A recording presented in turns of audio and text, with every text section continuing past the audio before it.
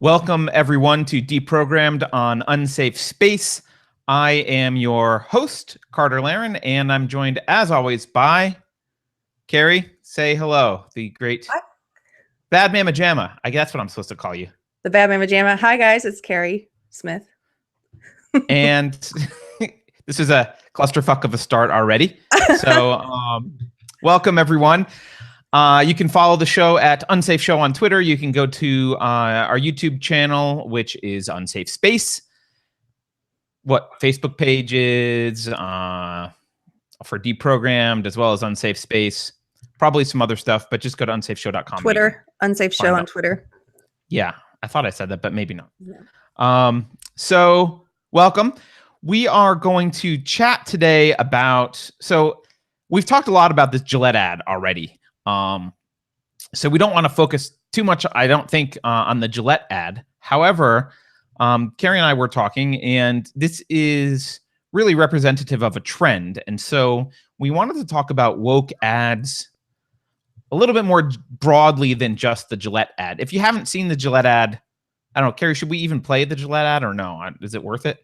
Yeah, for anyone who hasn't seen it, why not play it? All right, so hello, Disturbing Trends.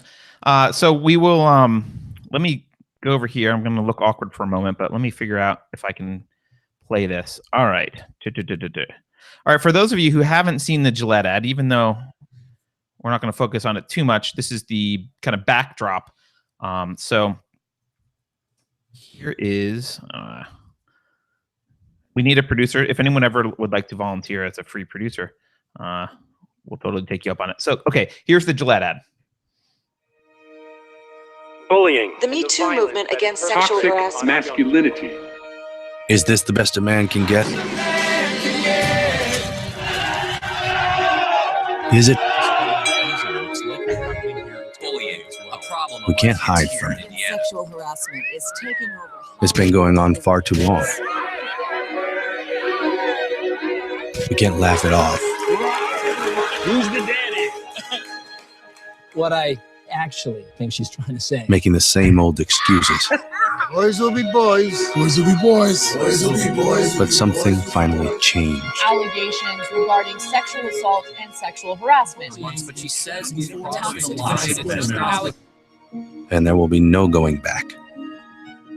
Because we believe in the best in men. Men need to hold other men accountable. Well, sweetie. Come on. To say the right thing. To act the right way. Bro, not cool. Not cool. Some already are.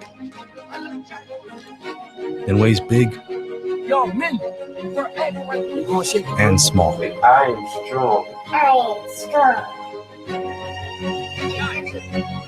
But some is not enough. It's not how we treat each other, okay? Okay. Because the boys watching today will be the men of tomorrow.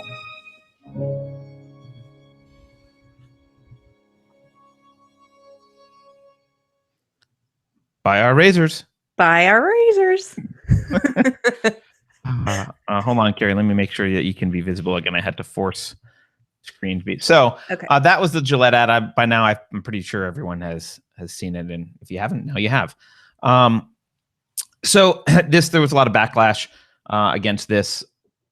And actually, I read an article by Mona Charen this morning, which disturbed me because she fell into this trap of, well, there are some bad guys and they're just saying to not, don't be one of the bad guys and that's fine. And I think, you really need to ask yourself when you feel, so when I watched that ad, I felt a certain way first. And then actually I had like an internal check mechanism, right? I had like a logic mechanism in my head that was like, well, wait a minute, step back and analyze. Are you just feeling this way because, it's some bias you have? And so the logic kind of check mechanism on my head originally was, well, gee, it turns out some men are bad and gee, bullying is bad. And gee, maybe I'm overreacting, right? But then you have to dig beyond that. You can't. I think it's great that you even have that check mechanism because a lot of people don't. I mean, the fact that you're even stopping to do that, most people don't do that. They just have, I don't like it or I do like it. and then they come up with reasons. They come up with reasons to justify that. So Sure. I just would interject. Well, I mean, it is important. I think it's important to pay attention to your emotions and also like figure out what you're reacting to, right? So I had that check, but then I still had this emotional reaction. So I was like, well, why the hell do I have this emotional reaction? And the question that I wanted to, figure out was, is it an emotional reaction based on a problem with me, or is it am I missing something in my rational analysis? And I think if you have this approach that's like, well, some men are bad, blah, blah, blah, you're missing something in the analysis of the video. And that is the picture that they paint of men generally. And a great tool when you're confused about this kind of stuff, especially if it involves race or gender, a great tool is just to flip out the race or gender for something else and see like, gee, how does that seem? And as soon as we made a parody video, which I'm not going to play, which a lot of people have seen, but you can go see it. It's an ad for the Venus product, which is Gillette's lady razor, as Keri likes to call it. But that makes it pretty clear, like, oh, if you did this to women, this would be a problem, right? Because I had to read the script but make it for women, like to what you're saying. I had to make it for women, and it makes it so much more obvious, because then you're saying stuff like, we believe in the best in women. It's the whole thing about some already are like doing the right thing. Like some women already are. Right. Some women are. Yeah. But some is not enough. I mean, you're indicting all women there, pretty much all women. Right. And also it sets the stage at the very beginning, regardless of almost regardless of what happens at the end of the video, where there's better behavior. They've already set the stage at the beginning, and they've set the stage by listing, right? Bullying, sexual harassment, toxic masculinity, right? They're like, and they're doing it with these guys who, as Stefan Molyneux pointed out in his analysis, they're doing it with these guys that actually aren't in demographics generally that abuse women, right? Like it's in like an old black guy. How many old black guys abuse women? Like just, it's not like a big problem. There's, if you want to talk about abusive women, not to be too controversial, but we are called Unsafe Space. How about having some Muslims in there? How about we have some people that represent actual misogynistic cultures? Well, I'll tell you why, because this is an ad, and this gets to our larger topic today.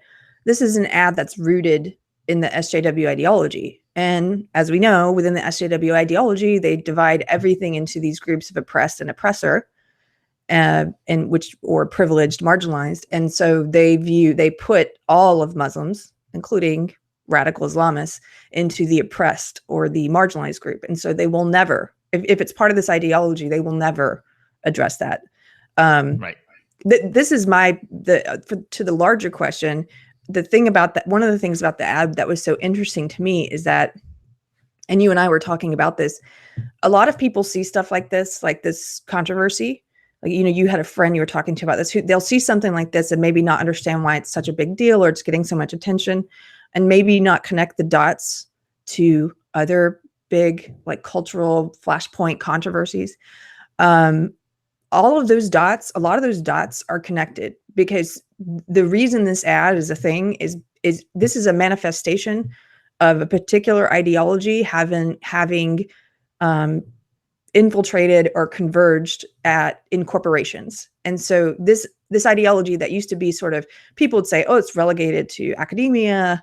No, it's in the mainstream now. That's what's really interesting to me and this isn't the only one. This has been happening for at least 2 years. I first noticed woke ads like 2 years ago. Is when I first started seeing them.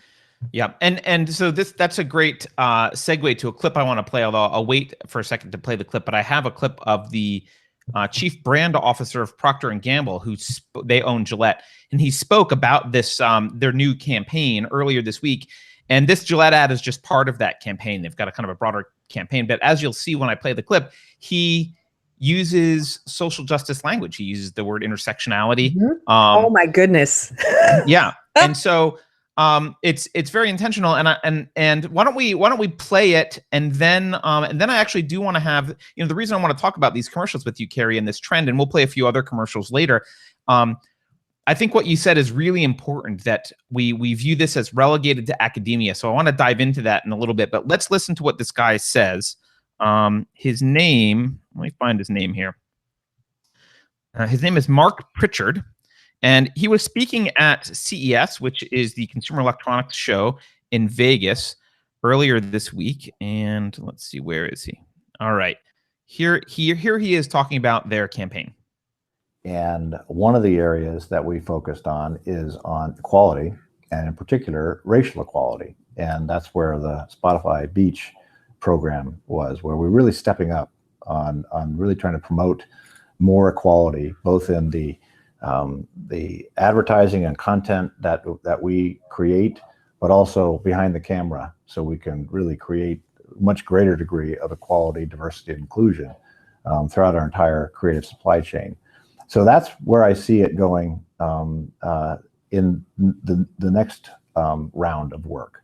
And that's on race, but it's also on gender, it's also on sexuality, it's on really all intersectional equality. What we're going to continue to do is to push forward to ensure that just at a minimum, as an industry, we have the accurate and positive portrayal of gender, race, sexuality, cultures, religions.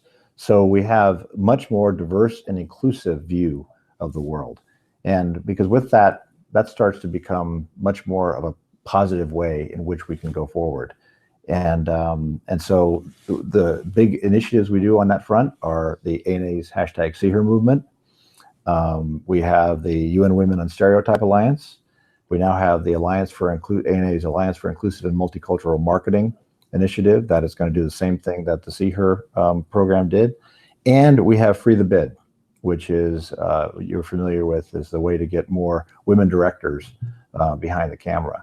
So there's a lot of big industry efforts that are going on, and we're going to continue to really push them forward over the course of the next year. We want everybody in the industry involved in these, because if everybody in the industry is involved, it will truly change the way all people view the world.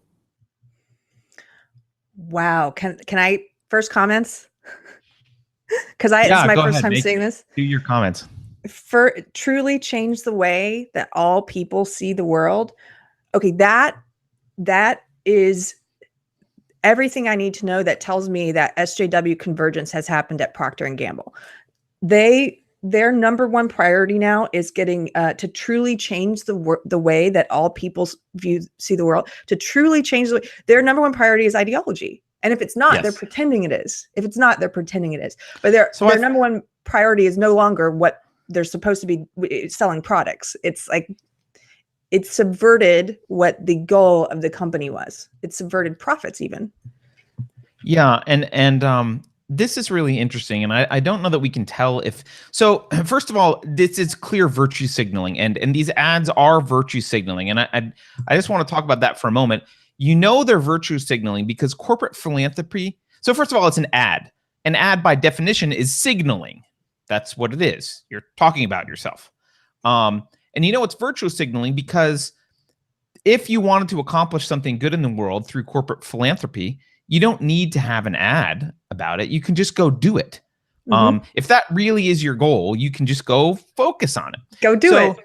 Right. So this is virtue signaling. Now, you may say, that's good. We need them to virtue signal if you're on the left. But it is virtue signaling.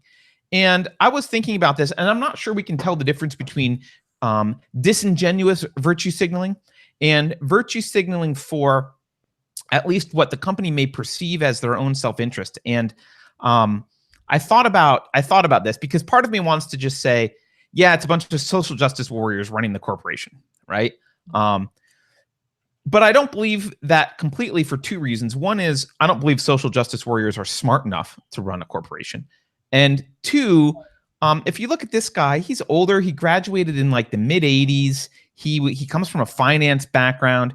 He doesn't, he's been at Procter & Gamble, it looks like his entire career since he graduated college, and he worked his way up from being like an accountant dude. It doesn't seem like he doesn't fit the typical mold of like he majored in women's studies at Brown, right? That's not who this guy is. And yet he's using this language. And I thought about why this might be, and I've got a theory, Keri, and I'd like to hear your thoughts on this. Okay. The left is anti-capitalist. They hate capitalism, right? You can read the Antifa handbook. Anyone who's not a Marxist is a fascist. The left is explicitly anti-capitalist. And in particular, it's not new that they vilify big companies. I mean, look at any Hollywood movie for the past 3 or 4 decades.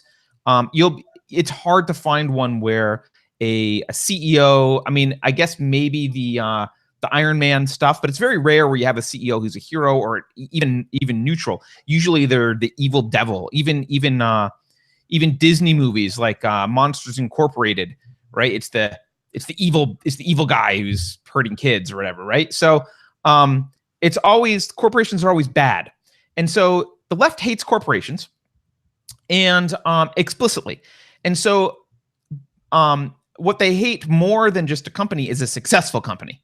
Right? The left kind of can tolerate you if you're baking cookies and kind of failing and barely struggling. That's okay. You're like a small business. They're okay with that. But as soon as you've got private jets and a executive suite bathroom, you're in trouble. You're too successful. And Procter and Gamble definitely falls into the too successful category. So I think from the leftist perspective, they have already committed original sin. Right? Which, like, they're already guilty. They're guilty of being a successful company. So they're bad. Right. Now, no one on the right cares about that. People on the right generally aren't like, fuck Procter and Gamble because they're big. That's like not a thing. We're just like, yeah, I like the razors or whatever it is. Right. And maybe we roll our eyes and assume that they got customer service like Comcast. So they kind of suck or whatever. But like, we don't think that they're evil by virtue of the fact that they're big. And I think actually most normal people don't really automatically think that they're evil. But the left does. And with the rise of the internet, the left has been very vocal. They're very vocal if they think a company is evil, and they can drum up a lot of negative press and really hurt you. And they're like the moral majority of the 90s. Yeah. But on the left. So if I put my my chief brand officer hat on, like this guy, Mark, and I think to myself, all right, who's the threat to our brand? Because this guy's in charge of their brand.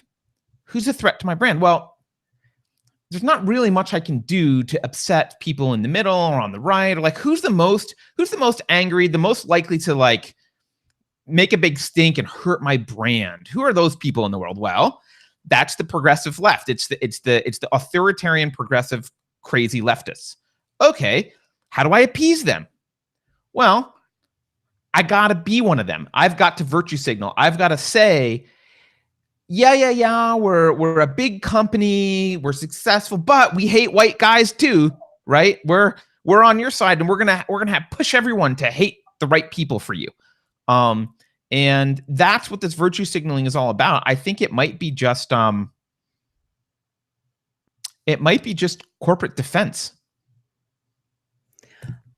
I hear what you're saying, and I agree. I guess I don't think it matters much if he passionately believes in this ideology or not, because he believes in this ideology. Like, he believes that it's big enough and it's mainstream enough that this company also has to take on this camouflage. They also have to be SJW.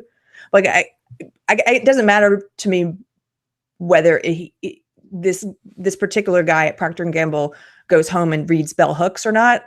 Like, but he has like a lot of people who are now accepting SJW belief system or particular tenets of it. They're just soaking it up by osmosis because it is becoming mainstream. And because it has influence, or they're perceived that it will be a threat to them in some way, even if it's never actually mainstream. If they have an impact on mainstream culture by being able to throw them under the bus for a misstep, then they want to avoid that, right? Right, but it is mainstream just by virtue of a huge corporation now preaching it. Whether they're preaching it to virtue signal, they're absolutely preaching it to virtue signal. I mean, in my article about the Gillette ad, I was like, yeah, of course, the intended audience for this ad are SJWs, or the intended audience are people who already believe part or all of the SJW ideology, people who believe toxic masculinity is a thing. And those people, it's a hit with them. By the way, this ad is one of the ones that actually succeeded with the intended audience. They love it.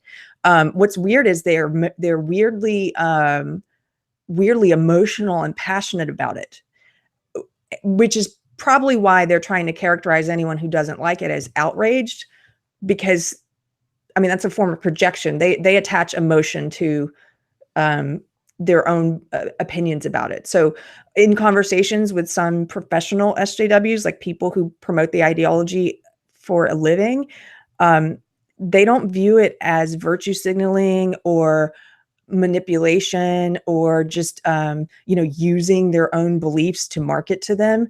They view it as something virtue, like absolute, like this company is doing something great. And I'm like, no, they're trying to sell you razors, and the fact that you love it so much means they were successful. They pushed your right buttons.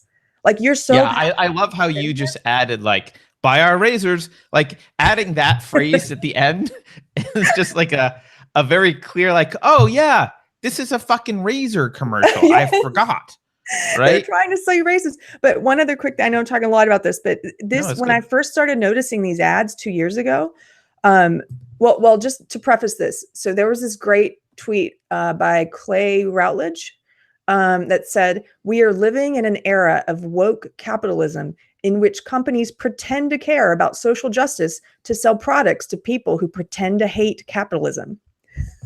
Like there's a lot of truth to that, probably. Yeah, there's a lot of truth to that. And so when I first started noticing the woke ads, beyond just recognizing that they were parroting my ideology to me, or my old ideology, I was in transition at that time.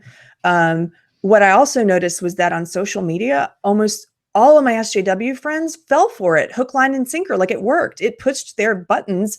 It triggered what it was supposed to. And so I saw people during the Super Bowl 2 years ago when I think we're going to show this ad, but Procter & Gamble did the ad called The Talk, which was about racism. It's not about their products or anything. It's just about, hey, racism, guys. It's just virtue signal. It's just total empty virtue signaling. If you believe this is important, please like us. And it worked. All these SJWs in my feed are like, guys, I'm crying right now because of this commercial. I'm like, you're sharing a Procter & Gamble commercial. Like that's they got you, who supposedly hates capitalism, to share their friggin' commercial. Like what is going on? Like anyway, that blew my mind, and I'm still fascinated by it. I'm still this is very interesting to me. I do think though you're right to say it doesn't really matter whether they believe it or they're just parroting it and spouting it, because eventually it's kind of like the emperor who wears no clothes, or the emperor without any clothes. Yeah, I forget the name of the exact name, but anyway, the emperor without any clothes. Right? Other companies, people look at that in the marketplace and they're like, well, Procter & Gamble says this, and so that we're going to do it. And like it will create its own reality, right? It will become true even if it's not true to start. Because now you've got a major company endorsing a made-up concept, a tenet of SJW ideology, which is toxic masculinity, which makes it more of a thing. Now I've been arguing the past 2 days with people who are in the arguments. They're presupposing that toxic that we both agree it's a thing, and I'm like, no. Back up there. I don't. But this is a tacit endorsement of that ideology, and that this is a real phenomenon that we should address, and that we should name it this way, and that there's no harm in calling masculinity toxic. Right. Yeah. So, I mean, I think, a couple of people in the chat have said things like, every purchase is a vote, and these people will eventually turn on them. And that may be true. I mean, look, if the progressive left gets their way, there's not going to be a Procter & Gamble, because they'll institute Marxism, and it will become state run, and your razors will suck, and you'll wait in razor lines with a razor chit or something. I don't know. So like, yeah, I mean, they're not actually supporting the company in the long term, but in the short term, I think maybe the execs are like, hey, we've got to do this, and then eventually it will become accepted and it will become a thing. But you can't stop buying them. I mean, I switched to Dollar Shave Club. I don't know if they're any better, but at least they don't say overtly that they're not virtue signaling about social justice. So if they start doing that, I guess I don't know, I'll switch to straight razors, or just like grow out a. I already think they're better, because their Twitter feed, the day that this all erupted, their Twitter feed said "Welcome to the club," and that's all they had to say. They didn't have to reference Gillette or anything. And I thought that was a great sense of humor. Like they knew that guys are coming there. Welcome to the club. So you wanted to talk about a couple other ads, and you noticed something. You actually also wanted to talk about. Man, I've got notes here. There's so much to talk about here. I know. We might have to go over today. Oh, I think we're totally going to go over, especially because we're playing ads, right? Yeah. I want to get back into, eventually I want to get back into this discussion about like how this ideology metastasized out of universities. But let's play, there's a couple other ads that you wanted to play, including a couple that didn't work. Yes. That the companies maybe thought that they were doing good virtue signaling, but backfired. So Keri, the four that you mentioned a few, what do you want me to play next? I'll just play whatever you want next. Okay, so this is very interesting, and I've been asking people this, and for the most part, when one professional SJW told me that something was wrong with me and I was sexist because I laughed at the Gillette ad. And I was like, really? But what about the Pepsi ad? Did you laugh at the Pepsi ad? And he never responded. He never responded because you know what? The Pepsi ad bombed with SJWs. So why don't we play that one? That was one where, see, the Gillette ad is an SJW ad that worked with the target audience, which is SJWs. The Pepsi ad was an SJW ad that bombed with the audience. So it bombed with everyone resoundingly. I think I know why. So let's watch it. Let's play it and we'll see. We'll see. So hold on here. Let's see the Pepsi ad. With, what's her name? Something Jenner. I don't remember her name. Okay, you ready? Mm-hmm.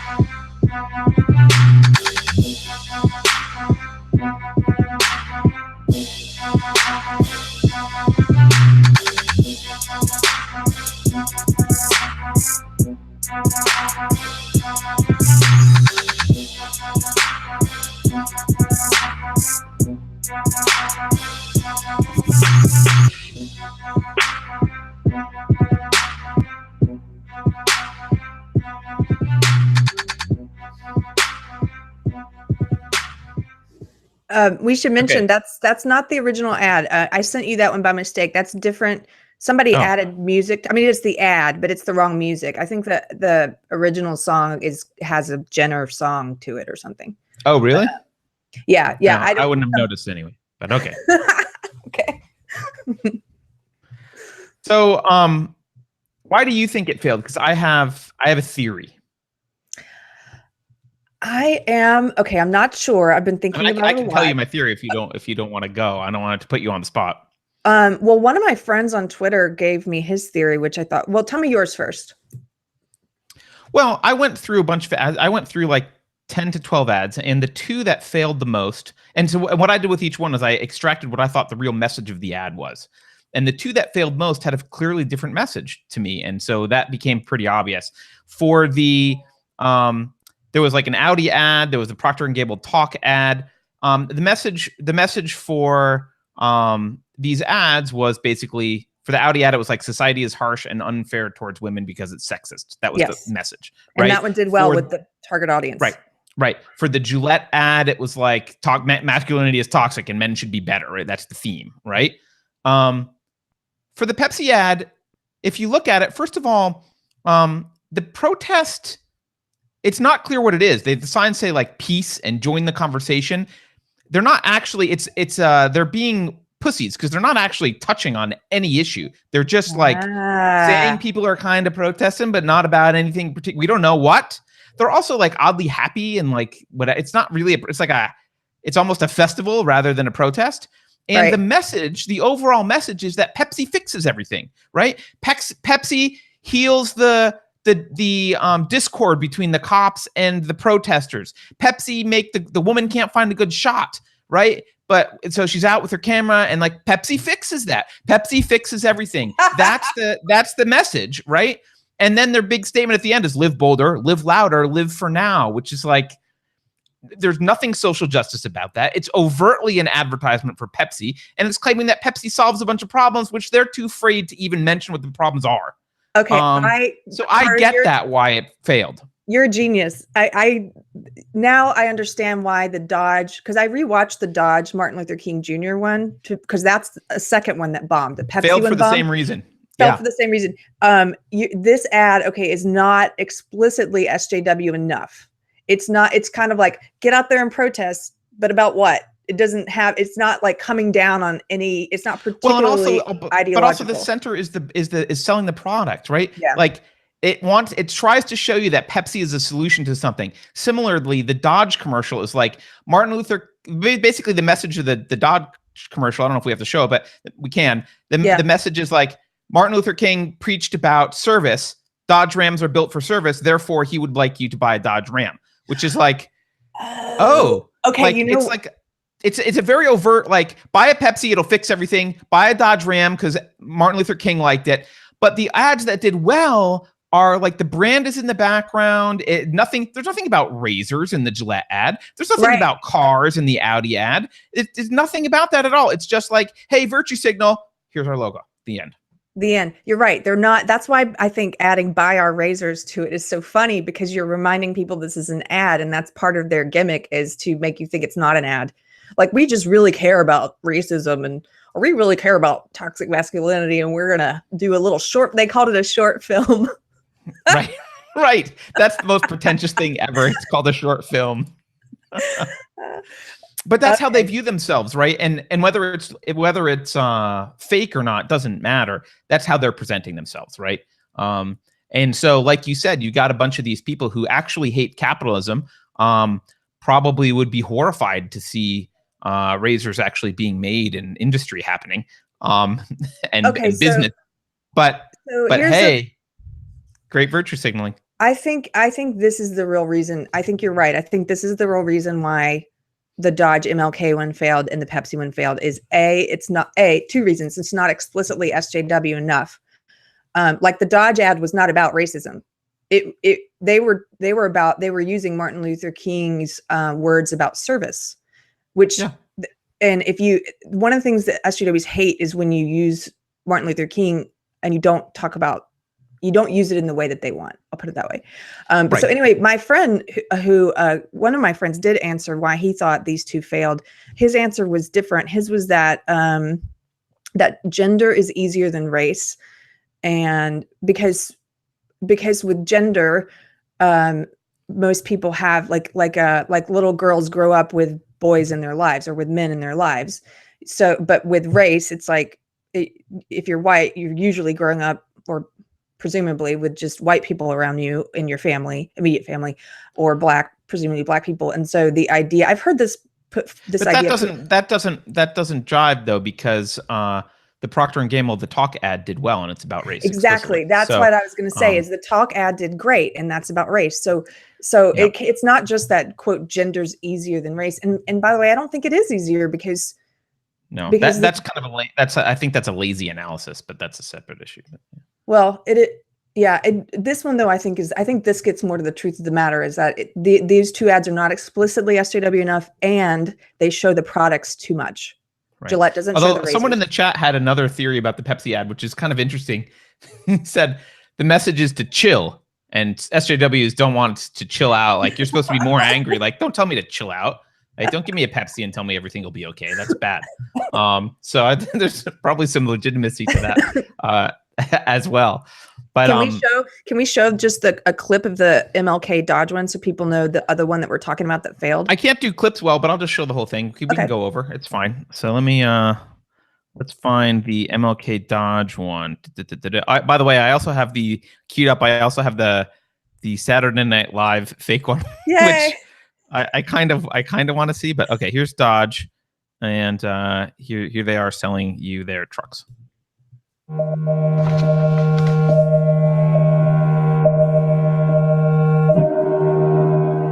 If you want to be important, wonderful. If you want to be recognized, wonderful. If you want to be great, wonderful. But recognize that he who is greatest among you shall be your servant. That's a new definition of greatness. By giving that definition of greatness, it means that everybody can be great. You don't have to know about Plato and Aristotle to serve. You don't have to know the theory of relativity to serve. You don't have to know the second theory of thermodynamics in physics to serve. You only need a heart full of grace. Soul generated by love.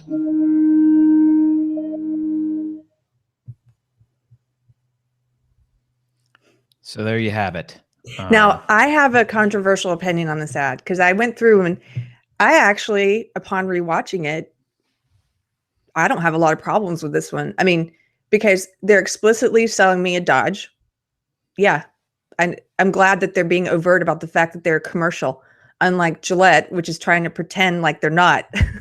I don't have a problem with it either. I actually don't have a problem with the Pepsi ad. I don't think it's a very good ad, but I don't care. It doesn't offend me. But like if you're just trying to, like on YouTube, do I vote up or down for ads? I was like, meh, this is pretty good. They're talking about service. They found some relevant quotes of his about being of service. I really actually love that quote of his that the best leaders are servants. So the problem with using that speech, and this is what some of the people who are more familiar with Dr. King articulated, is that also in that speech, he rails against consumerism. This is true. And so using that particular speech to sell a truck is craven. And you know, Dr. King, I guess I can say something sacrilegious, but like I don't like a lot of what he said. I mean, there's a lot of great things he said. Judge a person by the content of their character, not the color of their skin. Great, I'm down with that. I'm down with a lot of what he did, but I don't agree with a lot of his politics, and I don't think he was great. He was anti-capitalist in many ways, and so. But I think what's happened is because he was assassinated, and the same thing happened with JFK, he's been deified to some extent, right? JFK has also been deified. It's like people like he was a shitty president, but he died premature. He was killed, so we kind of deify JFK. And I think that's happened with Martin Luther King to some extent. And I also saw some people talking about some people who were really familiar with him who were basically anti-capitalist, like agreed with him. And I agree with them on this. They basically said, look, Dr. King's legacy has been whitewashed. It's been made palatable to kind of regular, mainstream society, which wouldn't really like a lot of the anti-capitalist sentiment that he's got. And I think they're right. That has been whitewashed to some extent and made. Well, that may be right, but I disagree with you that it's simply deification, like with JFK. I think his words, his speeches, his ideas did a lot to change our society. I'm not arguing that at all. I'm not arguing that at all. I'm not trying to take that away from him. But I don't think JFK's did. like I think. No. Obviously, Right. yeah. If I had to choose between Martin Luther King and JFK, I would. Their ideas. I would absolutely choose Martin Luther King, right? So, yeah. But although depends if I could get to be friends with Marilyn Monroe because I was on JFK's short call list, then maybe. All right. So apparently Jordan Peterson says, "Get woke to go broke." Maybe he doesn't say that, but I like the phrase "get woke to go broke." So anyway, so those are those ads. I don't know that I guess the only other one. So that one didn't work. The Martin Luther King ad for Dodge didn't work, and I think it's the same basic reason, right? They're trying to sell trucks too overtly. The one that did work about race, I guess we can play one last ad if you want. We don't have to, but is the Procter & Gamble The Talk ad. It might be good to play it just for context, though. Why don't I play it? Play that one, and I do think we should play the Audi one. Or is it Audi? The one Audi. with the Audi. Yeah. I don't know cars. Is it the daughter one? The father with the daughter? That's what you're thinking? Yes, the daughter. Yeah. Okay. So let's play. What did I just say I was going to play? Where is it? Yeah. Sorry. There it is. All right. Here we go.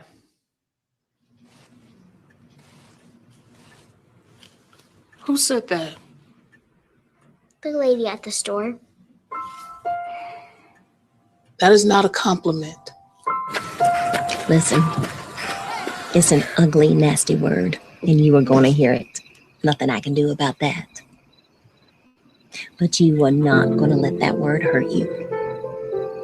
You hear me? There are some people who think you don't deserve the same privileges just because of what you look like. It's not fair. It's not. Remember, you can do anything they can. Difference is you gotta work twice as hard and be twice as smart. Come straight from mental practice. You got your ID? Oh, guess I stopped you. How's your review? We're good. You good? Yeah, you see? We're good. Okay. Good. Now, when you get pulled over, I'm a good driver. Okay. baby, Don't worry. this is not about you getting a ticket. This is about you not coming home. I'm gonna be okay. Right? Okay. Baby.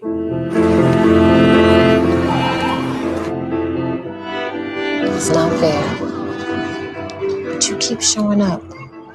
You are not pretty for a black girl. You are beautiful, period. Okay? Don't ever forget that.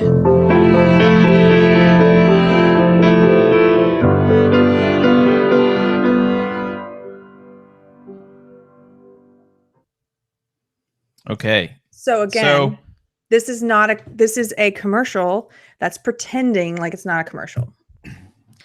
Right, and I want to acknowledge something here about this one more so than the Gillette. The Gillette one was just annoying.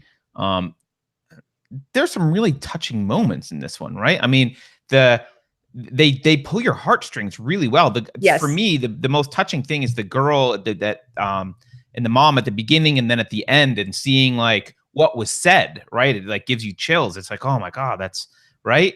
It's very touching. So decent people are touched, and I think they're doing some. This is a logical fallacy called the package deal, right? Where they bring in some things that are valid so that decent people go, yeah, that is a problem, right? And then they package it up with something that's invalid. And the examples I'll give are Black people do not have to worry about being pulled over and killed by police. That is a myth. The numbers do not support it. They are just about as likely to get struck by lightning, especially Black women. I mean, there's something like 74% of the people who get shot by cops actually have it's because the cops are responding to them, shooting at them, or attacking them in some way. If you're a Black person worried about violence, it's much more likely to come from other black people in your community than it is to come from cops.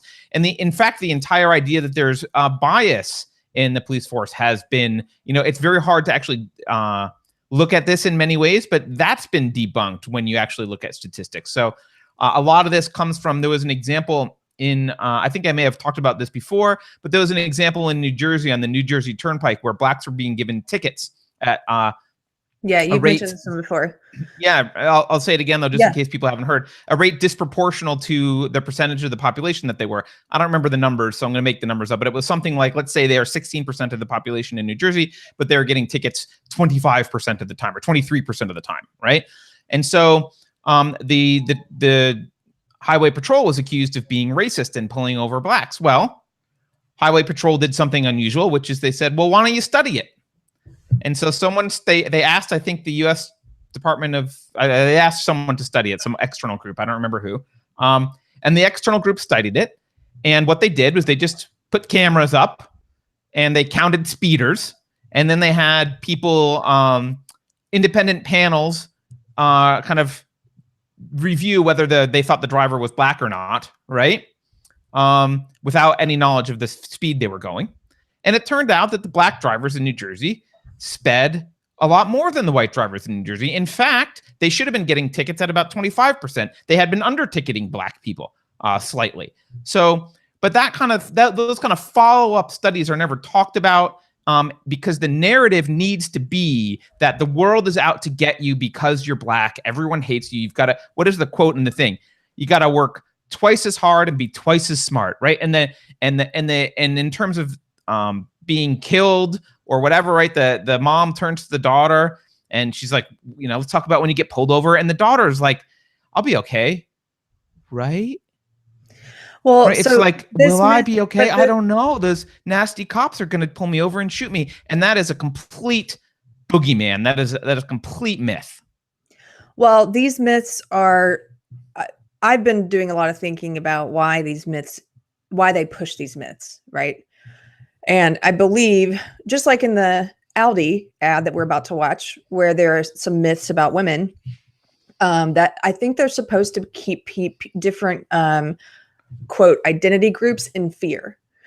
So that you are looking to the state to save you, or you are looking to maybe a particular political party to save you, or you were looking to like an ideology to save you. It makes it more attractive if it's like you are being targeted. Just trust us, and we will do something about that. And but what it does is it creates let's play the Audi ad because I think these two are very similar in some ways.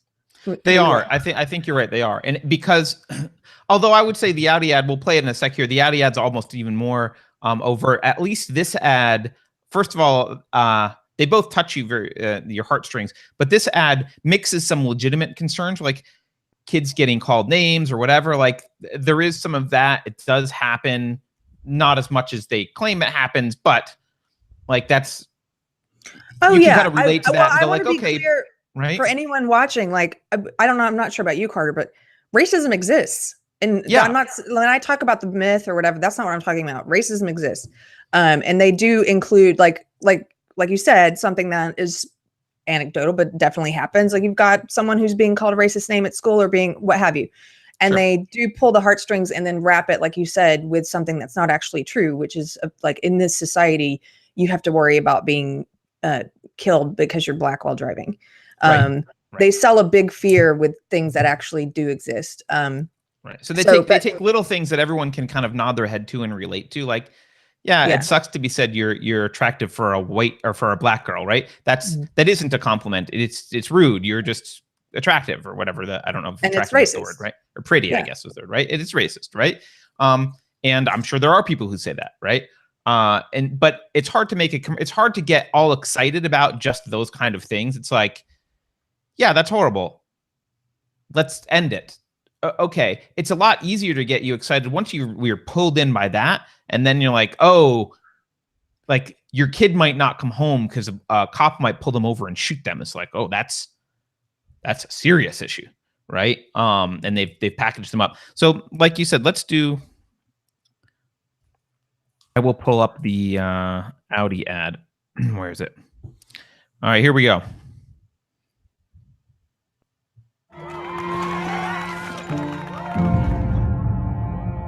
What do I tell my daughter? Do I tell her that her grandpa's worth more than her grandma? Why would you tell her that? That her dad is worth more than her mom?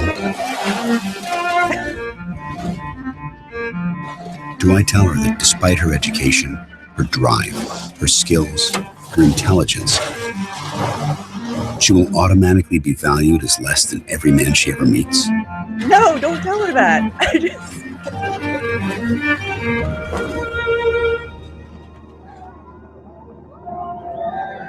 Or maybe I'll be able to tell her something different.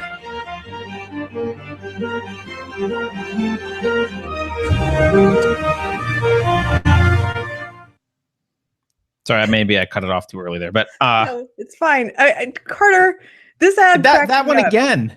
Yeah, so look, I'm a dad, right? So it's like my heartstrings a little bit. I'm like, oh, I'm a dad of a girl, right? So I'm like, oh, she's doing her derby race, and there's the fat white mean boys are the competition for some reason. Okay, fine, right? But then it's like, to me, it's not as powerful as the Procter Talk ad, because they don't lead with anything true. He's just like, what should I tell my daughter? No. Lie number one. Outright lie number two. He says, I don't know if you muted me during it, but I have a reaction to this that it cracks me up, because he's like, should I tell my daughter that her grandfather is worth more than her grandmother? I'm like, no, why would you tell her that? That's terrible. Well, that's also not true. That's not true. But that's why it's funny, because it's like, why would you tell her that? You're acting as if that's something you're supposed to tell your daughter. Where he's like, should I tell her that no matter her accomplishments and what she does, that she'll always be valued less than a man? No, why would you tell her that? Because that's not true. Right. That's my point. They don't draw you in with anything legitimate. They're just like, should I tell her bullshit one or bullshit two? Right. At least in the Procter and Gamble ad, it's like, hey, this is a real problem, and you can nod and be like, yeah, and then they go and say the stuff that's not true. But this ad, he just starts off with like, I almost feel like he's like, should I tell my daughter she's really bad at math and ugly, so she'll never be a really hot physicist? I'm like, no, you shouldn't. If they had wrapped it in, if they had wrapped the big package lie in with some actual, in the commercial, like if they had a boy say something sexist to her, or her come home from school and tell her mom while her mom brushed her hair something sexist then they get you with the heartstrings there, that is sexism and that sucks, that somebody would say that, right? But then wrap it in with this idea that the gender pay gap exists, which is the big lie, the big myth. But right. they didn't do that. So you're right, it's not as touching as the other one, but I think that they're similar in that they're just like, one is like racism and the other is sexism, but they don't. And they're pretending like they're not a commercial. It's absolute virtue signaling. And yeah. But I don't know, this one, I still just find this one very funny. I know, I'm sure people like it, because the social justice warriors don't need to be drawn in like that. I just think it would, it's probably less effective at drawing in people who don't already think that, right? Right. But someone pointed out that ad actually might be true in Saudi Arabia, which is both true and funny. But also there's a point there which is poignant, I think. So one thing I noticed about all these ads, it's not social justice generally. It's very specific. Race and gender are the two most important things, and I don't know if there's more about social justice or if those are just the two main things. But it's very focused on white man bad. That's like almost all of the messages are some variant of either men bad, white bad, something along those lines. But if you actually care about those issues, if you care about gender in particular, you would be not attacking Western civilization, which, for all the arguments that they may make about patriarchy, treats women better than they've ever been treated anywhere else in any other society in history, and are being treated now. So go to Saudi Arabia if you have a problem. Didn't they just get the right to drive in Saudi Arabia, women? Right. right? Attack the people who like foist female genital mutilation on people, and like there's got to be a witness for you to declare rape, or say you're like, or five male witnesses or whatever it is, like some ridiculousness, right? It's so transparently fake, right? The social justice warriors I would argue they don't actually even care about these issues, because if they really cared about these issues on the global scale, and they position themselves as people who care globally, right? If they really cared about this on the global scale, they would be going after the more racist and misogynist elements around the globe. Whereas, the US is like at the bottom, you're scraping the bottom of the barrel there, right? Yeah, there's racism and some sexism, but there's plenty of other places to start with way bigger problems. I was just thinking that would make a really, it would rhyme if they did Audi in Saudi Arabia. Anyway, sorry. You could they should have their own ad. Were you in comedy? What happened? What? I'm kidding. Hey, I get that. That's an insult. I get it. I'm mansplaining. I'm man insulting. Yeah. So let's talk really quickly about. Okay. I'm looking through this list. There's actually a couple other ads. I don't want to play any one other one. One of them's not an ad that really, but it still really bothered me. It was by Care Norway. It was a Norwegian thing, and it was all about. Again, it got me probably because I was a dad. It was all a preborn daughter talking to her dad about like, I know you want to take care of me. Will you do these things? But the message, the underlying message was one of the worst I've seen. The message of the whole thing was basically any man could be a rapist and a domestic abuser. You never know. Mr. Right, he was perfect, but turned out he beats me. And Dad, your friend who calls women whores sometimes as a joke. Well, that made his son rape me in a taxi when I was 21. It's like, it's this ridiculous like equation of kind of, I won't say everyday use, because like most guys don't going around saying like women are whores and cunts, right? But and actually you and I talked about this earlier, right? Most people don't ever say that. They say that about a specific person as a derogatory term because they're angry at them. So like, who was that? Wasn't Sarah Silverman? Didn't someone just call Sarah Sanders a cunt or so? Oh no, Samantha Bee, right? Right. So here's something Ivanka. I still believe though. Okay.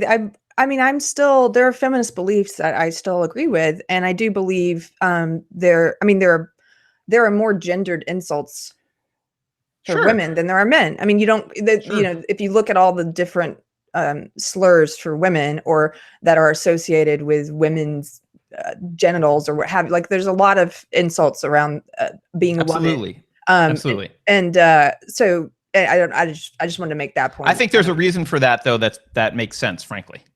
Right. I think it's because women attack each other passive aggressively and men attack each other directly. So men invent insults to yell at each other, and women don't. They just like pretend to be your friend and stab you in your back. They're not about direct language attacks. So why do all the insults that men create then, if that's the theory, why are they all gendered towards why are they female? Oh, that to me is also obvious, right? Because one of the things, because we've talked about the essence of masculinity, right? Strength is one of the perceived masculine features, and being a non-man is an insult, right? Being feminine is an insult. So like, if you say, there was another ad I watched where it was like, if you say you throw like a girl, you don't say that to women and you don't say that to girls, but you do say it to guys as an insult. I'm not saying it's a great idea to say it. I'm just like painting the picture of what happens, right? So when guys say it, it's a way of saying like, you're weaker than the rest of us. You're that other gender. You're not up to your masculine standards. Right. And guys are very direct, and they are aggressive, and they make jabs at each other. And that's why they develop language around this, and gendered language is a good way to do it, because it's kind of saying like, you're the other gender. You're failing so poorly at this innately masculine thing, or something perceived as innately masculine, that you're failing. Like, and like, that's why also they'll say like, you're crying like a little girl or whatever it is, right? Like they say that to men, they don't say it to women. Well, I don't have a huge problem with it, but I do think it's sexist. I don't know if I don't think it's sexist. I would disagree with you on that because I think it's rooted in truth, right? Carter, you are denying my very right to humanity right now. Okay. I'm erasing we can talk about that later. That will be actually a good discussion because I don't actually use that language much myself. Mm-hmm. But I never say things like you throw like a girl. Like that's not something I would say. I might call a woman a bitch if she's being a bitch. But I don't use those other things. But I also don't view them as inherently sexist. So we can have that. I do, but I just wanted to make clear that I don't really believe you're invalidating my humanity. I was making fun because that's a standard SJW thing. Oh, I know. Yeah, okay. I'm sure everyone knows that, but maybe not. Okay. Yeah. Anyway, I guess what I should do, I should prepare for that discussion. I should think about all the tools that women use to jab at each other and figure out if there's any that seem sexist that I can throw back. Oh, well, women will use those words themselves. And I think we've seen, I don't want to get too far afield, but just a short 5 to 6 years ago, it was not cool for SJWs to use those sexist words against women, even if they didn't like the women. So, for example, a comic I worked with was calling Sarah Palin a cunt. And we got a lot of pushback from SJWs, from feminists on the left, who are like, you can't do that, even though she's a conservative. Like, it's sexist. Like they were more intellectually consistent back then. But in the past 2 years, since Trump was elected, all of that's out the window. Now you have prominent feminists on Twitter calling conservative women those names. You have Samantha Bee calling Ivanka Trump that word. You have they've become so hypocritical now, whereas it's like you used to say you couldn't use those gendered insults because it's sexist, but now it's fine for you to use them if the target is a woman who doesn't agree with your belief system. So is it before we move on, is it okay to call a guy a dick? Is that okay? According to SJWs? According to you? I think it's okay. I think it's okay, and I think it's okay to call women a woman any of these things too. I just think it's sexist. You can call. I've been you called would say this. That's sexist. To call a man a dick? Yeah. I don't know. I'd have to think more about that. All right. Well, you think on that, and then we'll have a conversation once you've rooted out all the hypocrisy. So let's talk more about these. So we were talking about how, and I really want to get into this. These ideas metastasize from universities, and I actually ended up having, because we were having this show, I ended up having a conversation with my daughter about this, who was asking about, like, she actually asked a very innocent question, which I think not enough of us ask, which is, why is a razor company caring about social justice? Like, why is a razor company doing this? Aren't they why is that a razor company? And it sounds kind of like a silly, like childlike question until you step back and realize, like, there's validity to that. Why the hell is a razor company doing this? And I think what's happened is we've had this thing, I don't want to get too much into history, right? But I am going to back up quite a bit and give us some sweeping statements and then get your response to this. So, we had the Industrial Revolution happened kind of on the back of Aristotle and John Locke, and like the kind of on the Enlightenment, this philosophy was pretty rational and scientific focus. We could call it the scientific revolution, right? And society started to get very rich off of this, and people started to, we invented steam engines and whatever, and started to build an industrial society, and our wealth skyrocketed. And I think what happened was a lot of people, the need for philosophy started to die off. Like, we don't really, should I go major in philosophy or should I start a car company? Like, I'll start a car company. Like, that's, the philosophy kind of doesn't matter. And so I think universities just started ignoring the philosophy department. Like, no one really cared. And we had enough wealth that it wasn't a big drain on resources to pay some philosophers to sit in a corner and think about stuff and spew some nonsense, and they're kind of entertaining when they come out and try and convince you the ceiling doesn't exist or whatever. So it didn't just kind of seemed harmless. But over generations, what happened was, first of all, if you look at like the science and engineering fields, think about the number of college majors, the types of college majors.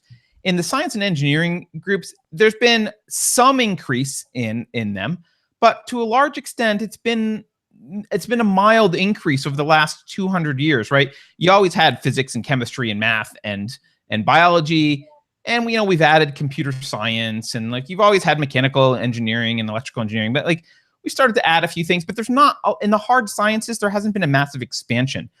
In the humanities, there has been. What's happened is, I think we ignored the philosophy departments, who went off, by the way. They were all resentful about, a lot of them were Marxist, massively resentful about the fact that the state was losing power as individuality, like individual rights were coming online, and you had a country like America, where the state had decreased power and individuals had more rights.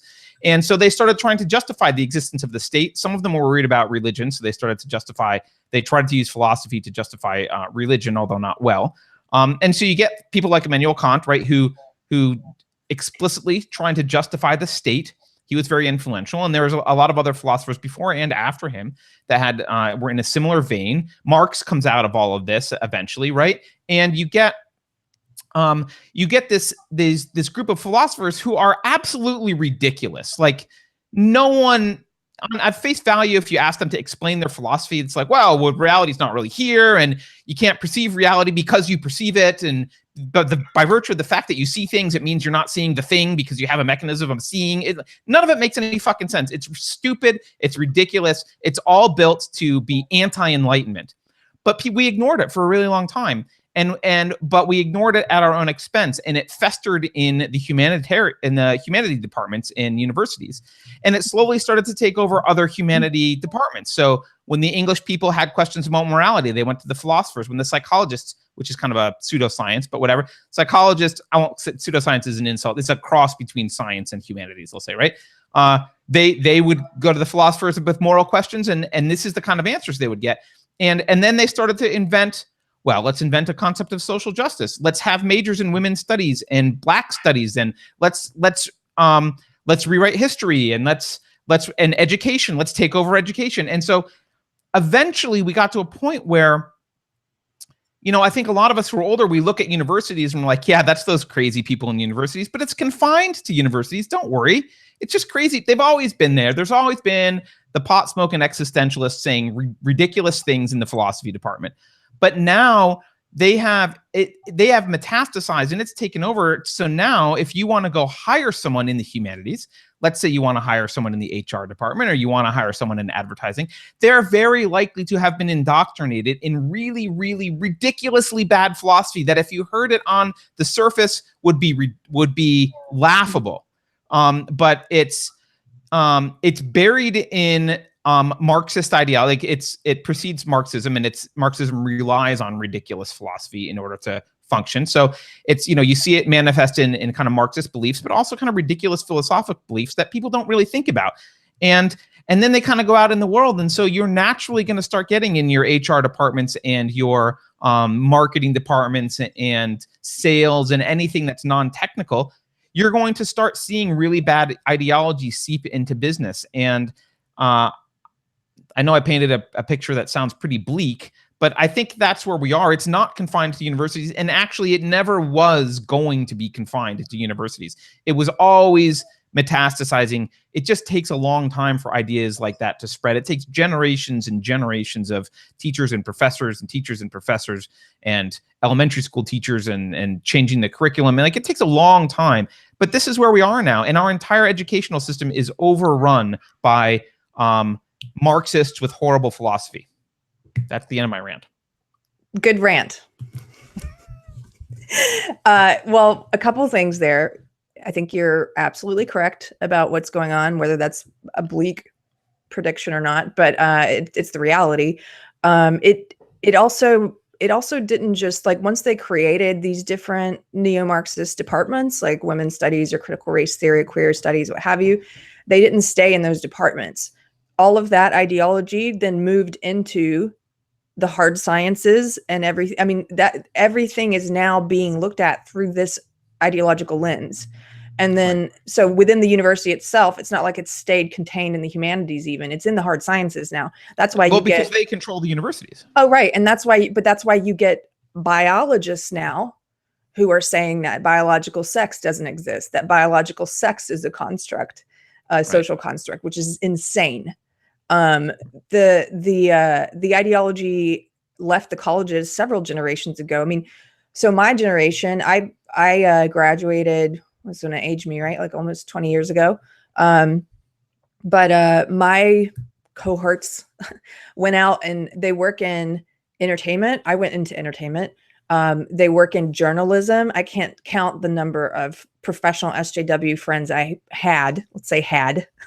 Most of them have, some of them have even blocked me now, but you've been excommunicated. I totally excommunicated. But they work in journalism, and most of them are op-ed writers, or if some of them are not op-ed writers, they're supposed to be reporting the news, but they are reporting the news from that ideological slant.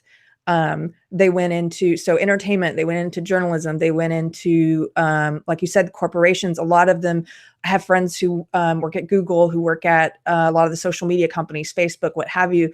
They're all coming from that ideology. And so when you want to know why, I mean, all these things are connected, it's because you have people who this is their primary lens for looking at the world. This is their ideology, and they are affecting corporate policy, and they are affecting social media policy about hate speech and what kind of ideas get to be shared and which ones don't. They're making choices in entertainment, like what you see in movies and television. They're making choices about what kind of shows get nominated for awards now.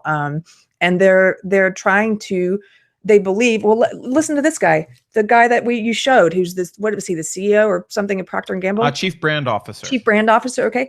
What did he say at the end? He ended it with, first of all, he used a word from this idea. He used the word intersectionality, which I wouldn't have imagined a corporate dude using that word. Yeah, he said intersectional equality. Oh my gosh. Right. Intersectional equality. So he's speaking the language. But then he says, we're going to truly change the way all people see the world. That is their goal. No matter if they're in, if they're working in a corporate environment, if they're working in marketing, advertising, entertainment, journalism, academia, their goal is they are an activist first, and this is their religion, and they are spreading this first before anything else. And so it's in elementary schools now. That's what's coming. So I was talking to friends. I just want to clarify, because I think actually you're doing a disservice to religion, at least Christianity. And I'm an atheist, so I'm going to defend Christianity for a minute. It's worse than a religion, because I've worked with a lot of devout, born-again Christians in my life. They don't make their company about proselytizing. Yes. They still make their company about their company. They make proselytizing is something they might do on the side or in their personal life, and they have charities and they are involved in church. Their religion is private. These people, these social justice warriors, it's worse than a religion, because it's their raison d'etre. It's their entire life. And like, I guess you could say the same about religion, but like they have no boundary. They have no problem foisting it on everyone through the corporation, through any means necessary. And they want to codify law as well. They want to put it into law. They want the state to enforce this belief, this ideology. But yeah, you're right. I think it's more like a cult. And I didn't mean to interrupt you, because you were on a good. No, you're run. fine. Sorry about that. So where I see it heading now, the interesting places where it's starting to infiltrate, and again, the word that's used is SJW convergence. Once you've got a critical mass of people who believe in this ideology, and it's easy to get people to believe in this stuff because it's sold as compassion. It's like you said, the package deal. And so the most interesting places for me right now where it's infiltrating are the church, which is happening. It's moving into elementary school, in kindergarten, public schools at a younger age. People are being exposed to this at a younger and younger age. And so that is that a bleak future that we're looking at? Maybe.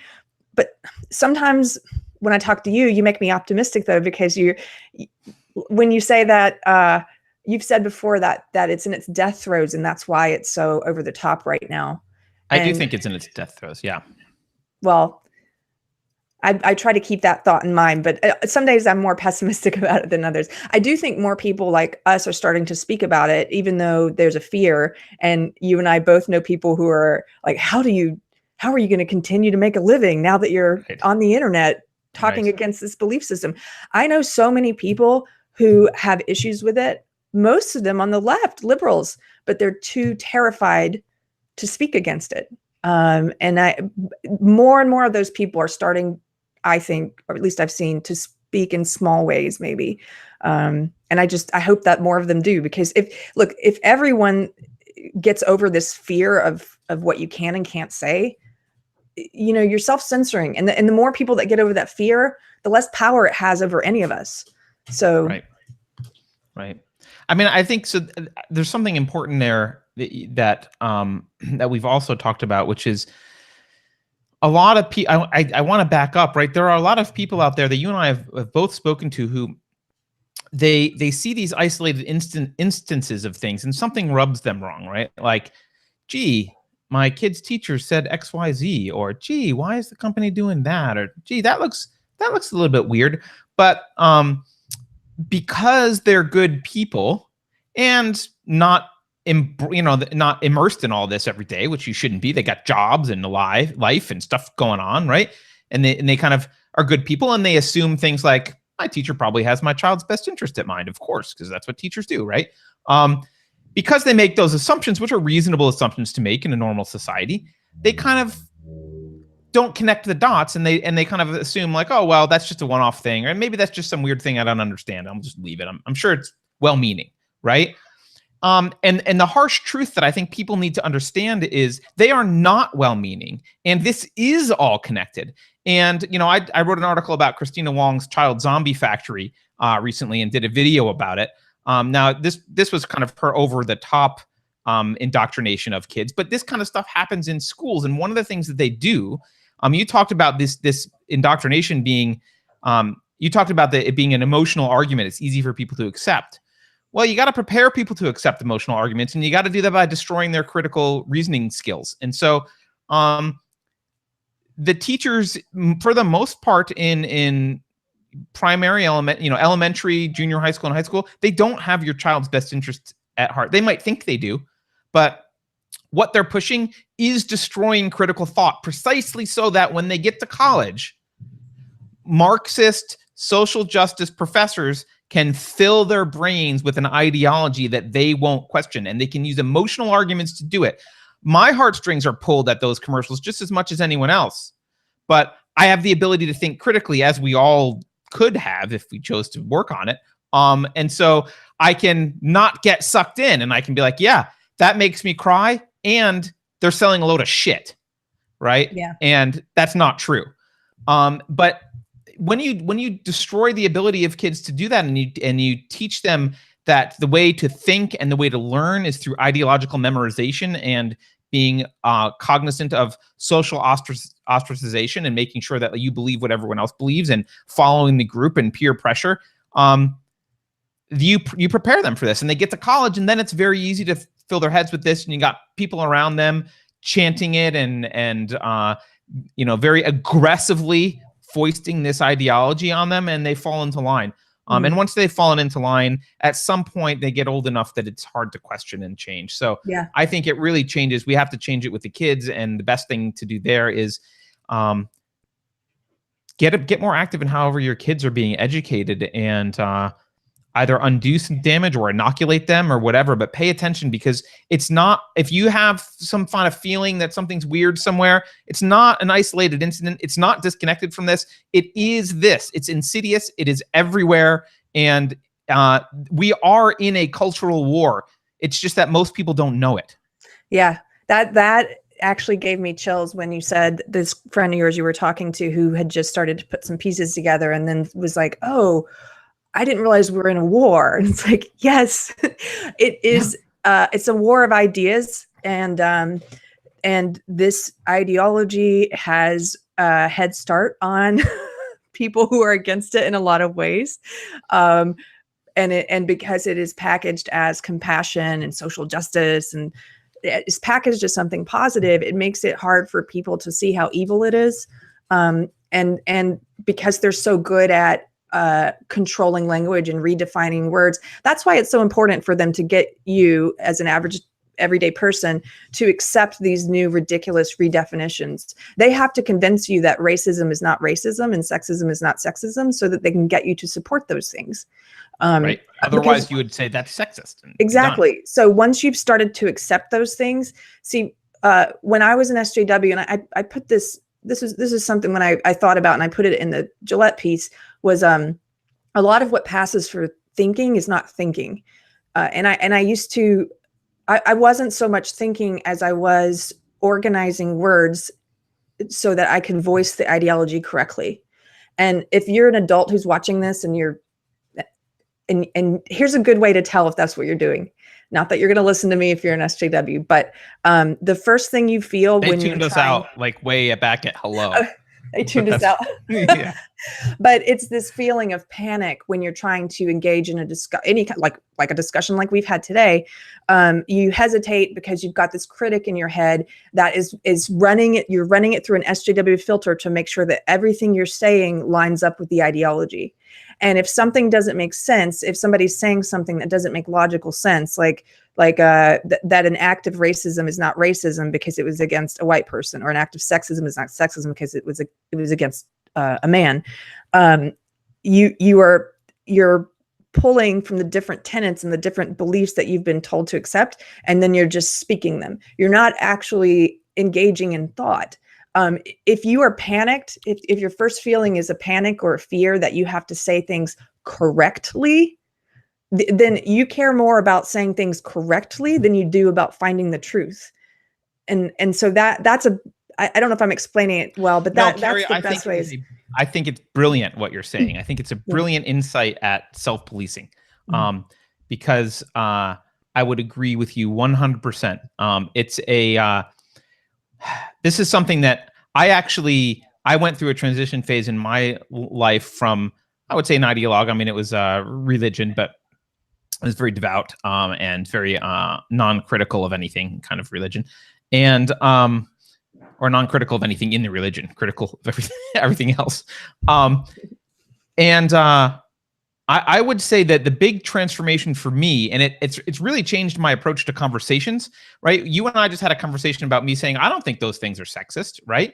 I'm much more willing now to just say what I'm thinking, because my allegiance is to a rational method and empiricism and reality. And so if you demonstrate that I'm wrong, I'm not going to I'll just be like, oh, yeah, good point. Oops. I'm not like, I don't view myself as, that doesn't make me bad because I had the wrong answer. It's like, well, no. I'm not expected to have answers to everything. I'm not omniscient. I'm thinking these things through, and these are my standards. And if my allegiance is to those standards, the anxiety about getting into an uncomfortable conversation dissipates quite significantly, because I'm like, well, I might not know, but I don't have to fear that my beliefs are going to be proven wrong, because if they're proven wrong, they will become my belief. Like, they'll cease to be my beliefs at that point, because I'll change my fucking mind and it will be a great productive conversation. So if you feel that anxiety, you're right. You're 100% right. It's a great signal that you are what would be called a social metaphysician, right? Your approach to metaphysics, which is like the nature of things, right, is based on a social construct. It's like, well, what will the people around me say about this? How will I be perceived? Not based on whether it's true or not. And if you stop being a social metaphysician and you're worried only about whether it's true, you take some, I'm misusing this word according to how I would want to use it, but generally, but you take some of your ego out of it. Some of that, like, you have to be right. And it's like, well, no, I have to be dedicated to finding the right answer. That's all I have to be. And it really is a lot easier to have conversations, and they're more productive. Gosh. That's why I tell people it's so liberating on this side of it. It really is. Yeah, you're going to lose friends, all that stuff you're afraid of. Those are legitimate fears. And some people can't speak because they have things to worry about that I don't have to worry about. But it is liberating to not have to police yourself like that all the time. That's why I say my brain was in a cage and I didn't realize it, because I had that little filter. I was running everything through, and I wasn't really engaging in thought. And it manifested itself in strange ways. Like when I was younger, I mean, I was a voracious reader. I loved to read. I didn't read as much during my SJW years. It's like now I'm trying to catch up because it's like I'm interested in all these things again. But, you know, during those years, I just read the approved and sanctioned SJW texts. And, you know, these are things that just are validating an ideology that you already have. And so, yeah, I think a clue that you're maybe have succumbed to ideological beliefs is that you feel anxiety when you speak, or you feel a need to make sure you're voicing something correctly, and meaning that your peers will approve. What was I going to say? Oh, and the other thing is, like you said, you're rigid about being right. Ideologues are so rigid about it's so important to them that they're right. And when they have conversations, I've noticed, so sometimes I'll ask them, I'll get meta, and then I'm like, why do you think is the goal of conversation? Because the goal of a good conversation is it should be anyway, for you to express yourself as clearly as you can so that I can understand you better, and for me to express myself as clearly as I can so that you can understand me better. And then maybe we will strengthen our opinions or change our opinions or discard them or what have you. But we're actually engaging in something that's alive and it means something. A lot of people have what I'd say they're not useful conversations. They're not real conversations, and ideologues especially, they're not talking to you with the intent of being clear about their beliefs. They're not talking to you with the intent of understanding you. They could care less if they understand you correctly. And they're not talking with the willingness to change or discard any ideas they have. So everything they're saying is they just want to be right. They want to prove that they're right, and they want to prove that you're wrong, and period. That's a pointless conversation. It's just pointless. Right. And so if you go in, and we all have that tendency sometimes, I have to, even though I don't believe in that ideology anymore, you know, I have to check myself and be like, wait a minute, has being right become more important to me now than, you know? But just I guess that's another good tell, is if every time you talk to someone, like, you really don't care about what they're saying or making sure that you understand it, you're just trying to slap them down or prove that you're superior or correct or something.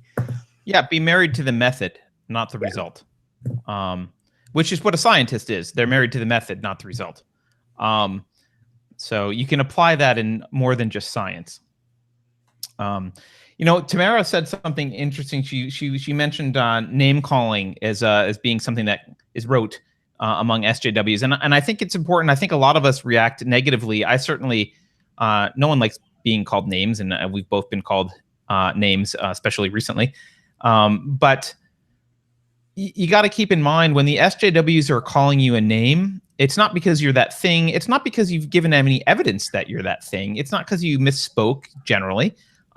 It's usually because they are emotionally upset that they don't have an answer, and they need to shut the conversation down because you've exhausted their little library of cliche comebacks, and they're out, and there is no critical thinking happening. They don't want to have an actual conversation, like Keri is saying, and they desperately don't want to face the reality that they don't have an argument, because that's a horrifying reality to have, to realize that you're emotional and angry and proselytizing something for which you have no good argument, and some random person can come along and derail you in a conversation on Facebook. So the response, it's an emotion, it's an attack, and it's an attempt to intimidate you.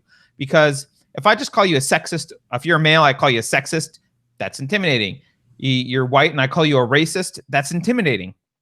And it's intimidating to people who don't want to be sexist or racist. It's not actually intimidating to a real sexist or a racist. You know, if you were actually a sexist and someone said you're a sexist, you'd be like, damn right, sweetie, I'm a sexist, right? I mean, yes. That's fine, right? It only is intimidating to people who don't want to be a sexist or a racist, right? And so that's why they're using it. They're using it to intimidate you into shutting up, because they are internally, they are freaking the hell out, because they've run out of things to say that make sense. Yeah. One of the biggest responses that I got from SJWs about the Gillette controversy, and I shouldn't be surprised, but I was somewhat surprised that I got it from a national journalist I know, who is a, comes from that SJW critical race, gender theory place. But anyway, his response was essentially, if you don't like the ad, it wasn't, let me try and understand what you're saying about the ad. It was, if you don't like the ad, you're a sexist. That's what it boiled down to. If you don't like the ad, you're uncomfortable with the fact that the world is getting less sexist. Gee, I'm uncomfortable with the fact that the world is getting less sexist. They say ridiculous things, but see, if I were afraid of that, if I were afraid of being called sexist, then I wouldn't try and engage in those conversations. So you just have to get over that fear. It's like, no, I'm not, like you said, it's a very great point, Carter. It only holds weight if you're not those things and you're afraid of being called those things because you're not. Right. An actual racist or an actual sexist is like, yeah, I am. Right. If you call a member of the KKK racist, he'll be like, yes, I am. Sorry to make him Southern there, but whatever. Right. Like, and then he'll probably spout some racist epithets. Right. I mean, that's. I got called a bitch by a committed feminist yesterday. I always think that's funny when anyway. Hey, I was wondering, I sent you something which might be a funny ending, but you may disagree. It's on your Twitter. Where did you send it? Where'd you send it? On Twitter. Okay, I'll look for it on Twitter. In the meantime, actually, can you talk about something else? Because there's something else I think people need to understand. This guy, when we were listening to Mark Pritchard, the chief brand officer for Procter & Gamble, the parent company to Gillette, he used language that I think was fascinating. Not only did he use social justice language, he said things like, we want to paint an accurate and positive picture of different cultures and races and stuff like that. And it's interesting because that sounds nice, but you can contrast that with what the ad actually did. And I think you could argue it's not a positive picture. And I don't think people understand, Keri, necessarily how good a lot of these people are at language and why they're so good at language. I'm going to look for that thing while you talk about that. I just think this thing I sent you might be a fun palate cleanser, but you let me know. Yeah, I actually wrote that down when I was watching him because this was my first time seeing that clip. He said they want to paint an accurate and positive portrayal of, and it was something like gender, race, sexuality, culture, and religion. Well, that's interesting to me because a positive portrayal of not every culture is equal. I mean, that's cultural relativism. That's saying we're gonna paint a positive picture no matter if it is or not. And then same with religion. Some religions are more valid than others, I would say, or more positive for humanity. And then the fact that he's saying an accurate and positive portrayal, accurate and positive. Accurate doesn't necessarily mean something is going to be positive. Sometimes if it's accurate, it's negative. So I think that's the argument they would make about men. Yeah, but so what he's saying is a lie. He's just speaking words because this portrayal of men and masculinity that they showed us in the Gillette ad was not a positive one. Something in the conversations I've been having about it, something that I thought was interesting was some SJWs like to argue, well, we're not saying that all masculinity is toxic. We're saying that we do need to get rid of toxic masculinity. And so my response to that is, A, you don't see SJWs talking about the toxic manifestations of femininity in the same way. And there are toxic manifestations of femininity, just like there are masculinity. You don't see that being a phrase that's thrown out there willy-nilly. And so I think it is harmful for boys to absorb this idea that masculinity is toxic. Little boys aren't sitting there and hearing some kind of nuance of like, oh, masculinity is fine. It's just this toxic part of it. You are instilling in their brain that there's something that needs to be fixed about men, about boys, about masculinity. And you're not doing the same, and you would never do the same with femininity. And so that is a huge red flag to me. Right. Because they do believe there's something wrong with masculinity. And in the ad, in the script, I'll just wrap up that point, was in the script, they say there are some men already are, meaning some men already are acting the right way. But some is not enough. So that leads you to believe Doesn't sound like a lot. It's not a lot. Some men are doing the right thing, but some is not enough. So when they faced criticism, though, on their Facebook page in the responses, one of their responses was that they tried to pretend like this ad was about just a few bad apples, which is the exact opposite of what the script said. The script said, no, the few apples are the few that are living the right way. Right. And they contradict themselves.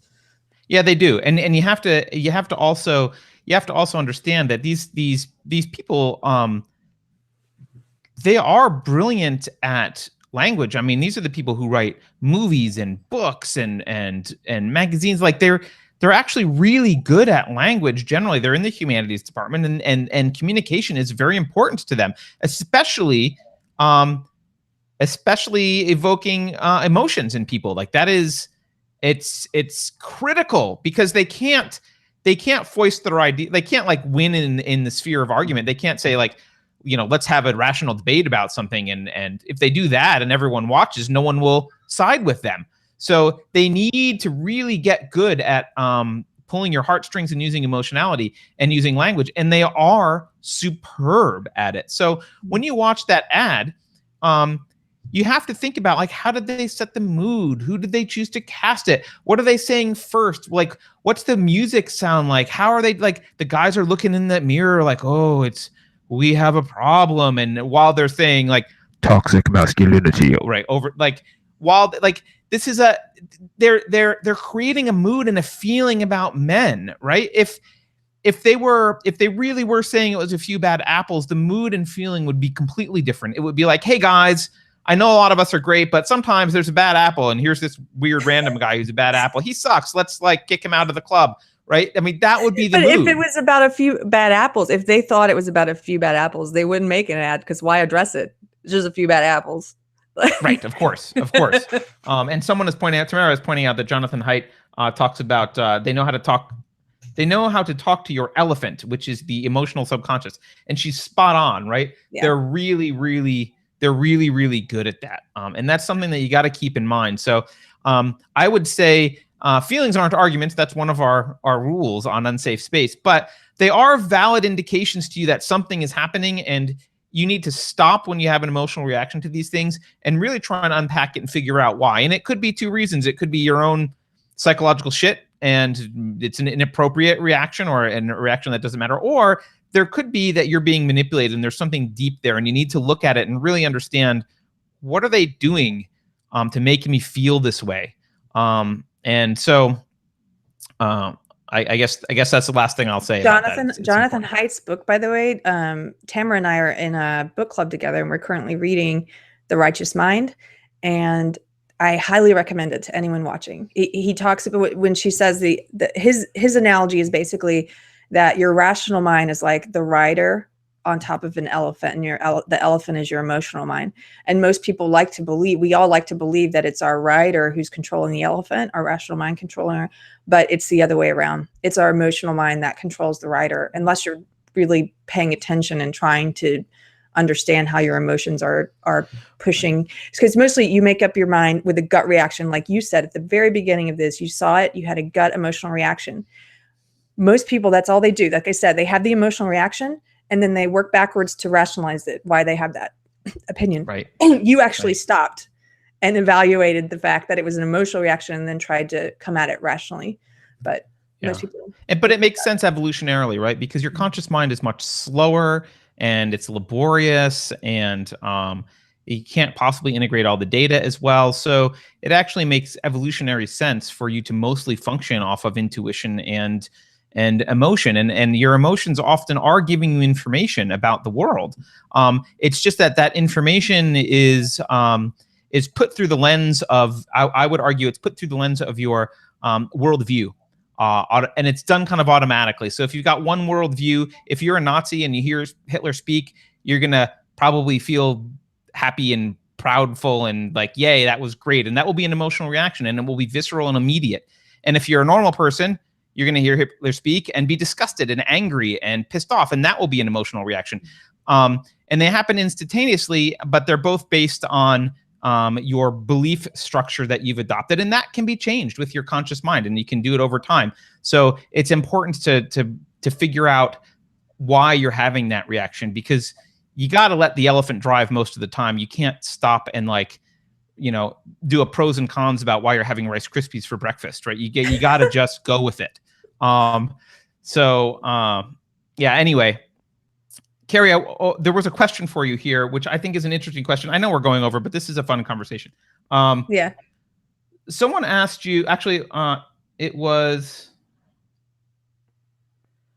from your perspective as a former SJW, how do the SJWs avoid moments of clarity? And the question is, like, they must have constant doubt, right? So how do they make sure they don't question? I guess, like, what's the process? Well, this goes, I believe, as I've mentioned on this program before, that there are two different, roughly speaking, there's two different types of people who are SJWs. There are there's a great video, a great lecture by Brett Weinstein called "How the Magic Trick is Done." It's on YouTube. Everyone should watch this lecture because he breaks apart a lot of this. But he talks about within the social justice movement, the bad actors and the tools.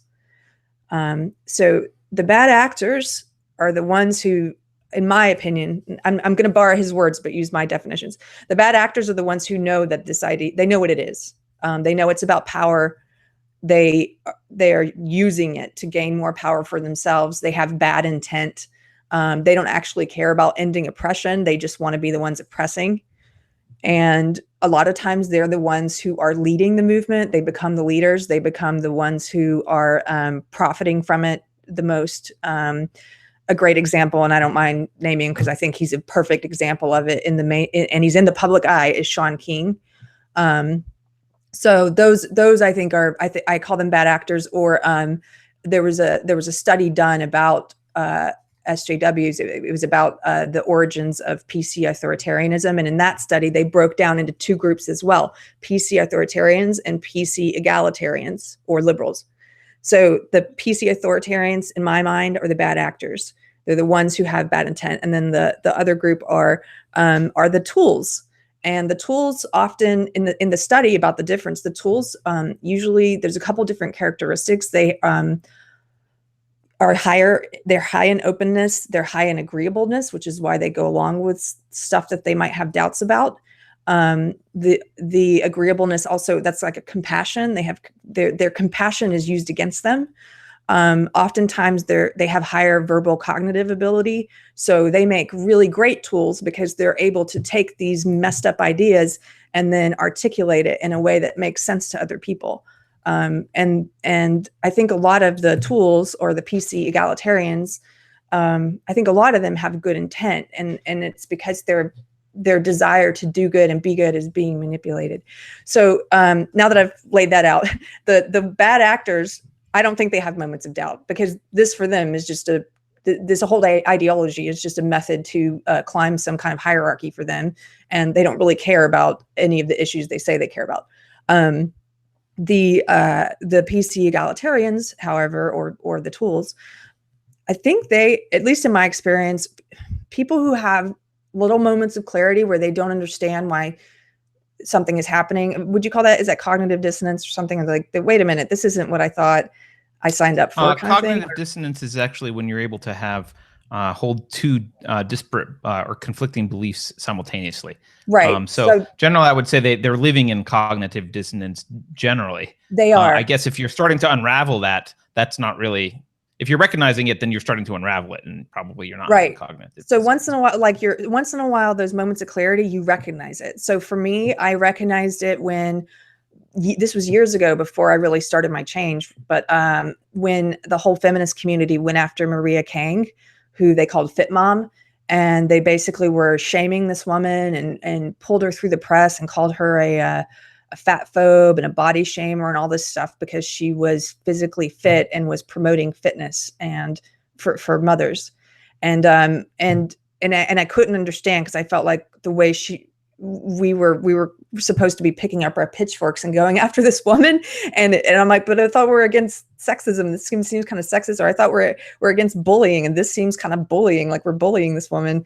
And so every once in a while you have those moments of clarity, but then what happens is it's the power of fear and, you know, your peer group. Everyone around you, your echo chamber, believes this thing, and if you step out of line, it's not just like you have a different opinion on one thing. It's like if your belief system is a house, it's not like saying, hey guys, I'm going to move my window. Like I'm going to do a different window. No, it's like raising your house to the ground. So people are afraid to step out of line because it maybe deep down, they know it will trigger changing their entire belief structure if they, I don't know if that's a good answer. I'm kind of rambling, but it's an interesting question. I think it's a good answer. And I think you're probably right. I think their elephant, so to speak, probably feels threatened and knows that that something will change majorly if they continue that thought process. And, you know, thinking is hard. I mean, I think it was Ayn Rand that once said she thinks that free will, I don't want to get into free will debates, but like free will, like consciousness basically comes down to one constant question, which is one constant decision. You only have one decision ever. And that is to think or not to think. And it's like something comes into your mind and you choose, like, do I think about that or I don't think about that? Do I think about that or I don't think about that? And her argument was like, that's all you've got. You've got that one choice to make. That's it. Think or not. And you choose what to think about. And when something's uncomfortable, a lot of people are like, not, right? And they move to something else. So, Jason's mentioning that he thinks people that aren't full ideologues can be deprogrammed. They only have a few SJW talking points that they've bought into. And I think that's right to some extent. I mean, I think a lot of people in society have bought into one or two SJW talking points because they haven't thought about it, because it's just out in it's part of the leitmotif of society, and people just kind of accept it and nod their heads, and why bother to think about it? You're busy with your life or whatever, and it sounds right. And especially when, you know, this guy uses words like, "Oh, we want to make other cultures and portray them positively and accurately." You can be like, yeah, that makes sense, right? And like, and even when people talk about intersectionality at first, it's like, well, you know, there's, you know, you can be black and you can be black and gay, and those are two different things you could be oppressed by. And it's like, oh yeah, I guess that makes sense. Those are two different things, and you could be oppressed by both of them if you're a gay black man, and like that. Okay, that makes. I guess you could be a gay black trans person or whatever, and that would be worse.